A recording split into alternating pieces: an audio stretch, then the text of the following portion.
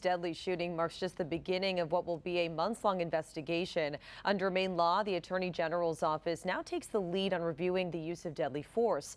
The I-Team's Dan Lamparello is live in the newsroom with what that process looks like and when the public could get some answers here, Dan. Yeah, Katie, even though this shooting involved a federal agent, the Maine Attorney General is still responsible for finding the facts of what happened in Biddeford and determining if the ICE agent was justified when opening fire. Here's a breakdown of how that investigation will unfold. Again, under state law, the AG reviews all cases where law enforcement used deadly force. That office must complete its investigation within 180 days, that's 6 months, and release a report outlining its findings. For today's shooting, that would mean we'd see a full report likely by mid-January of next year.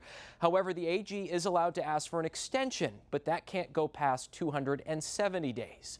In addition to the AG's investigation, we know the FBI is also on scene, and in the past, they've often conducted their own parallel investigation into these deadly shootings. Former U.S. Marshal for the state of Maine, Noel March, tells the I-Team he's seen that process play out firsthand and says there's a good reason for it.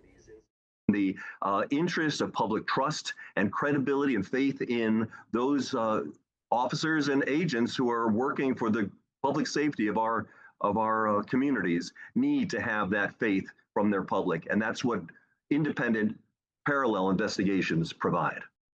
Now, it's worth noting that the Maine Attorney General has never found a law enforcement officer's use of deadly force was unjustified. That's since the office began looking at these investigations in 1990. Now, coming up at 6, we look at how other states have handled deadly shootings involving ICE agents and whether federal investigators have always cooperated with those state reviews. We'll see you then. For the I-Team, I'm Dan Lamparello. Greg? All right, Dan, we will see you then. Thank you.